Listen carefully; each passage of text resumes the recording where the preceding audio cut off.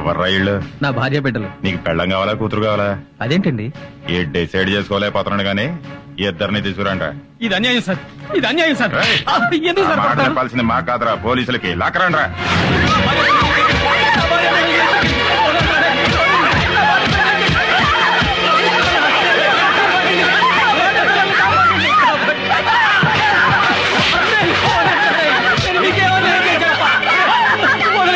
పోలీసులకు ఫోన్ చేస్తాను.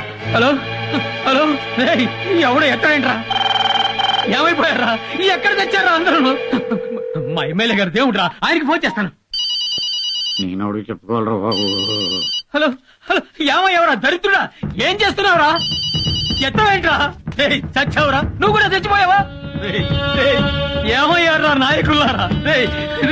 ప్రభుత్వమే పట్టించుకోకపోతే మేము ఎవరితో చెప్పుకోవాలరా?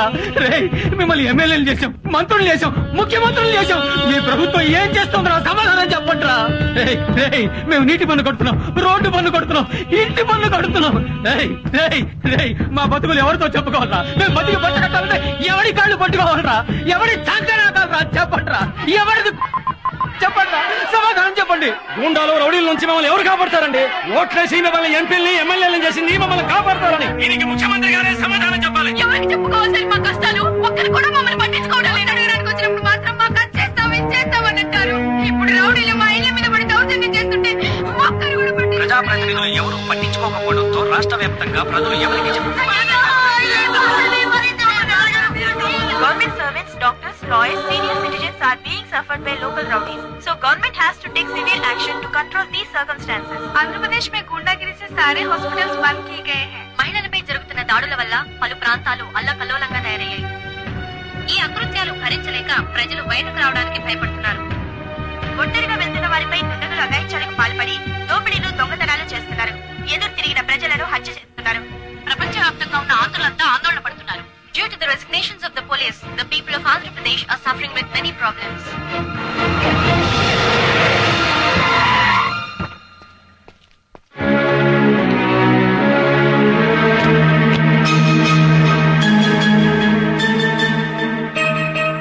మిస్టర్ నాయుడు, ఒక్క విషయం మాత్రం గుర్తుంచుకో.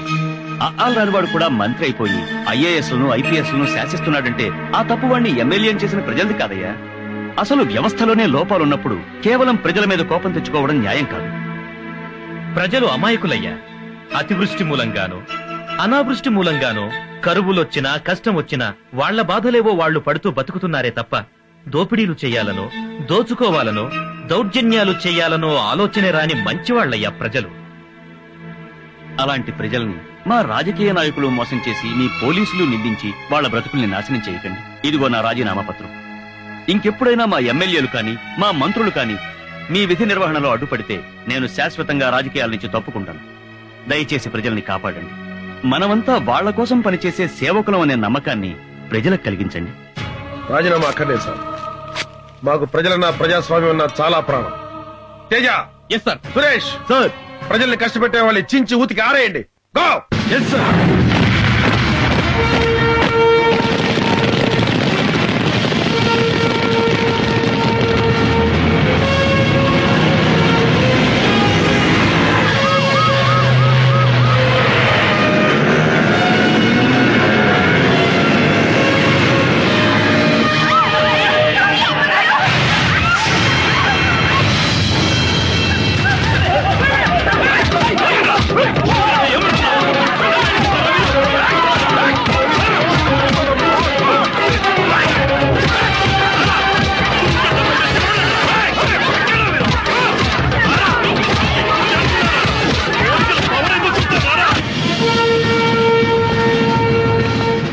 ఎవ్వని కమ్మినా పైసలే పైసలు రా.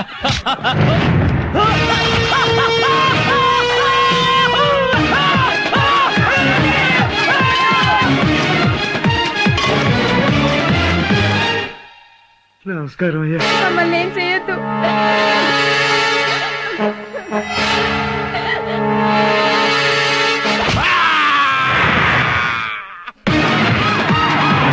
మర్యాదగా నీ పళ్ళాన్ని పంపించావా సరే, లేకపోతే నిన్ను చంపి నీ పళ్ళాన్ని రేపు చేస్తా.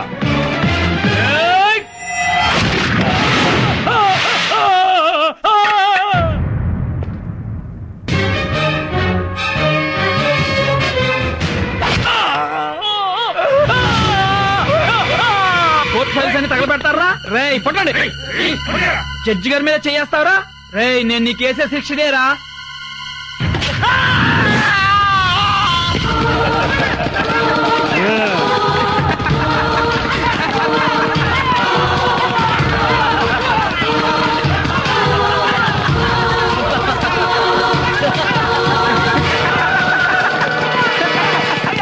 ఆయన వెంటనే రాజీనామా చేయాలి.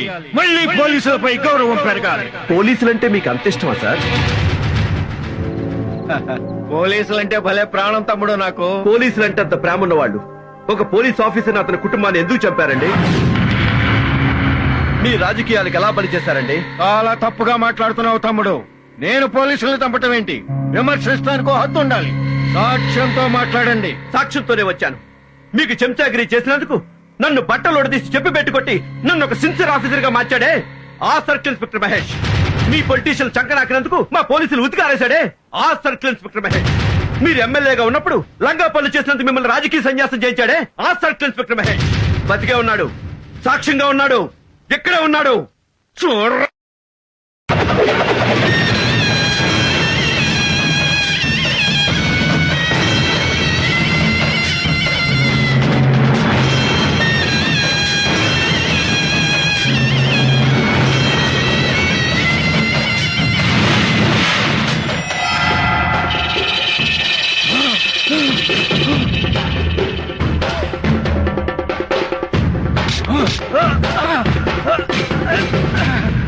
నీ చేతులు నరికింది ఎమ్మెల్యే భగవంతుడు.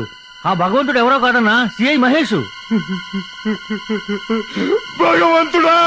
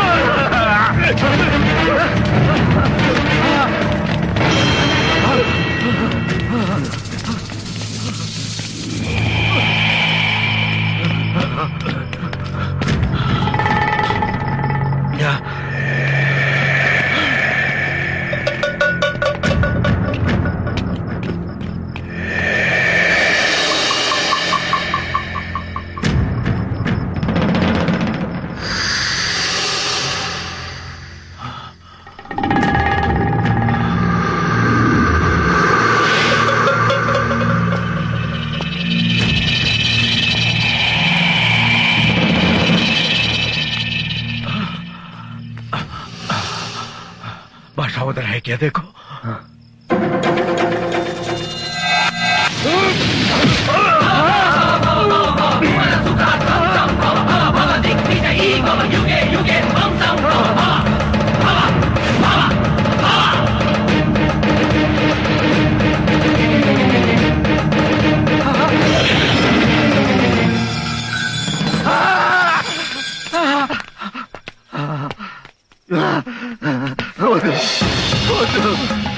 నన్ను చంపద్దు, నన్ను చంపద్దు, నీకు నన్ను పట్ట వద్దు, నన్ను చంపద్దు, నన్ను చంపద్దు, నీ కాళ్ళు పట్టుకుంటే నన్ను చంపద్దు.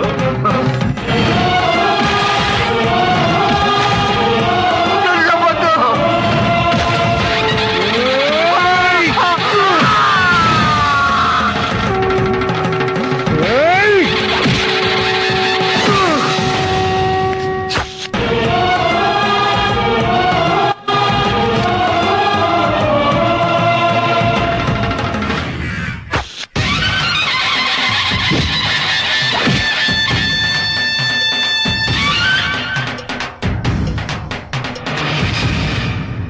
పొలంలో మందేస్తే పురుగులు చావాలి, ఎంత పురుగు చస్తే అంత ఎక్కువ పంట పండుతుంది. నీ మూలంగా సమాజంలో ఎన్ని పురుగులు చచ్చాయన్నది పక్కన పెడితే అలాంటి ఆలోచన విధానానికి శ్రీకారం చుట్టినందుకు నిన్ను మనస్ఫూర్తిగా అభినందిస్తున్నాను. థ్యాంక్స్ అయ్యా. థ్యాంక్స్ చెప్పి మళ్ళీ మీ రాజకీయ నాయకులు చెడ్డ పనులు చేయకండి సార్. ఈ సొసైటీ బాగుపడాలంటే ఏ ప్రభుత్వానికైనా 2 నాలుకలు 2 పాలసీలు ఉండకూడదు సార్. దానివల్ల ప్రజలు పోలీసులు చెడిపోతున్నారు. చట్ట విరుద్ధమైన పనులు చేసే వాళ్ళని శిక్షించమని మీరే చట్టం చేస్తారు, మళ్ళీ మీ రాజకీయ నాయకులు దాన్ని అమలు కాకుండా చేస్తారు. కోడి పందాలు చట్ట విరుద్ధం అంటారు. కోడి పందాలు ఆడే వాళ్ళని అరెస్టు చేస్తే వాళ్ళు ఎమ్మెల్యే గారికి ఫోన్ చేస్తారు. ఎమ్మెల్యే గారు పండగ కదా వదిలేండి అని పోలీసులకు ఫోన్ చేస్తారు. వ్యభిచారం చట్ట విరుద్ధం అని చట్టం తెచ్చారు. లాడ్జి మీద రైడ్ చేసి వ్యభిచారం చేస్తున్న వాళ్ళని అరెస్టు చేస్తే ఆ లాడ్జి మా పార్టీ వాళ్ళది కాదు, ఇదంతా ప్రతిపక్షాల కుట్రని కొట్టిపారేస్తారు. అసలు మీరు చట్టం చేయడం ఎందుకు, పోలీసుల్ని ఫుట్బాల్ ఆడడం ఎందుకు? అలాంటప్పుడు చట్టాలు ఎత్తేయండి సార్. హాయిగా కోడి పందాల దగ్గరికి వెళ్ళి మేము కూడా ఎంజాయ్ చేస్తాం. వ్యభిచారం చేసేటప్పుడు గొడవలు జరగకుండా లాడ్జికెళ్లి బ్రోకర్లు అక్కడే పడుంటాం. పోలీసులు అయితే మీ రాజకీయ నాయకులు కుక్కల కంటే హీనంగా తయారు చేస్తున్నారు. ఎవరు అధికారంలో ఉంటే వాళ్ళకు అనుకూలంగా పనులు చేయించుకుంటున్నారు, తప్పుడు కేసులు పెట్టిస్తున్నారు. ఫలానా పోలీసు ప్రతిపక్షంలో ఉన్నప్పుడు మన మాట వినలేదని అధికారంలోకి రాగానే ఆ పోలీసులు ట్రాన్స్ఫర్ పేరిట ఎక్కడికెక్కడికో విసిరి పారేస్తున్నారు. పాలసీ పేరుతో లూప్ లైన్ లో పడేస్తున్నారు. కొంతమంది రాజకీయ నాయకులైతే వాళ్ళ కులానికి సంబంధించిన పోలీసు అధికారుల్ని వాళ్ళ జిల్లాల్లో వాళ్ళ నియోజకవర్గాల్లో వేయించుకుని మచ్చ లేకుండా పనిచేయాల్సిన మా పోలీస్ డిపార్ట్మెంట్ కి కులం పిచ్చి రాజకీయ పిచ్చి పట్టిస్తున్నారు. ఇది ఇలాగే జరిగితే పలుకుబడి ఉన్నవాడు రాష్ట్రాన్ని చిల్లరకొట్టుగా మార్చి సిగరెట్లు పాన్ పరాగులు కొనుక్కున్నట్టుగా మమ్మల్ని కొనుక్కుంటారు సార్. సార్ దయచేసి రాజకీయాల్ని ప్రజాసేవకు మాత్రమే ఉపయోగించండి సార్. సార్ పోలీసులు ఒక్కరోజు డ్యూటీలో లేకపోతేనే సాక్షాత్తు ముఖ్యమంత్రి మన పోలీసుల దగ్గరికి పరిగెత్తుకుంటూ వచ్చారు. అంత విలువైందండి మన పోలీస్ డిపార్ట్మెంట్. మనం మాత్రం ఫలానా స్టేషన్ కి ఫలానా ఎస్ఐ అయ్యింది అని చెప్పి ఎమ్మెల్యే కాళ్ళు పట్టుకుంటాం. రాజకీయ నాయకులకు సేవ చేయటం మానేసి ప్రజలకు సేవ చేయండి సార్. చూడండి, ఎమ్మెల్యే కంటే మంత్రి గొప్పవాడు, మంత్రి కంటే ముఖ్యమంత్రి గొప్పవాడు, ముఖ్యమంత్రి కంటే ప్రధాని, ప్రధాని కంటే రాష్ట్రపతి గొప్పవాడు, ఆ రాష్ట్రపతి కంటే గొప్పవాళ్ళు ప్రజలు. మీరు ఎంత గొప్పగా బతికితే ప్రజాస్వామ్యానికి అంత గొప్ప భవిష్యత్తు ఉంటుంది. సార్ నేనెన్నో మంచి పనులు చేశానని పొగిడారు. పొగడ్తలు కాకుండా నాకు బహుమతి ఇస్తారా? మా అందరి భవిష్యత్తు గురించి ఆలోచించిన వాడివి, నీకు బహుమతేంటయ్యా? ఏదైనా ఇవ్వచ్చు, అడుగు. ఎమ్మెల్యేగా రాజీనామా చేస్తాను. మళ్ళీ నాకు సర్కిల్ ఇన్స్పెక్టర్ గా ఉద్యోగం ఇప్పించండి సార్. కాకి బట్టలు వదిలేసి కద్దరు బట్టలు వేసుకోవడానికి ఎంత బాధపడ్డానో, ఎమ్మెల్యే అయి వెధవ పనులు చేయడానికి మనసులో ఎంత కుళ్ళి ఏడ్చానో నాకే తెలుసు. ఎమ్మెల్యే టికెట్ సంపాదించడానికి నా ఆత్మగౌరవాన్ని చంపుకుని ఓ నాయకుడి కాళ్ళ దగ్గర కుక్కల పడున్నాను. గెలవడానికి డబ్బు కోసం నా ఆత్మాభిమానాన్ని తాకట్టు పెట్టి ఓ సంబంధం లేని ఆడదాన్ని కాళ్లు పట్టుకున్నాను. ఎలాగైనా గెలిచి తీరాలన్న కసితో ప్రాణానికి తెగించి ఒళ్లంతా తుట్లుగా పడిపించుకున్నాను. చివరికి ఎమ్మెల్యేగా గెలిచాను. గెలిచాక నేను చేసిన పనులన్నీ మీకు మంచి పనులుగా కనిపించకపోవచ్చు సార్. ఓ ఆడది బట్టలోడు తీసుకుని క్యాబరే చేస్తుంటే కళ్ళప్పగించి చూసే క్యారెక్టర్ కాదు సార్ నాది. కానీ నేను అలా చేస్తేనైనా ఇలాంటి సిన్సియర్ ఆఫీసర్లు రియాక్ట్ అవ్వకపోతారన్న చిన్న ఆశ. ఈయన రియాక్ట్ అయ్యారు, నేను సక్సెస్ అయ్యాను. సార్ నేను దేవుళ్ళని నమ్మే మన పోలీసుల్ని ఈ ప్రజలతో కొట్టించాను. దానికి నా మనసులో ఎన్ని వేల సార్లు క్షమాపణలు చెప్పుకున్నానో నాకు తెలుసు సార్. అలా చేస్తేనే ఈ జనం మీద మీకు కోపం వస్తుందనుకున్నాను. వచ్చింది. మీరు రాజీనామాలు చేశారు. పోలీసు ఎంత గొప్పవాడో, పోలీసు సమాజానికి ఎంత అవసరమో, పోలీసు లేని సొసైటీ ఎలా ఉంటుందో అప్పుడు తెలిసొచ్చింది జనానికి, ఈ రాజకీయ నాయకులకి. ప్రత్యక్ష నరకం చూశారు. ఇవన్నీ తప్పులు కాదు సార్. శిక్షలు వేస్తూనే జనానికి, పోలీసులకి వాళ్ళ బాధ్యత గుర్తు చేశాను.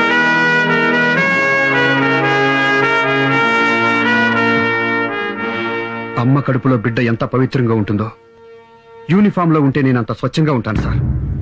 సిన్సియర్గా డ్యూటీ చేస్తాను సార్. నా ఉద్యోగం నాకు ఇప్పించండి సార్.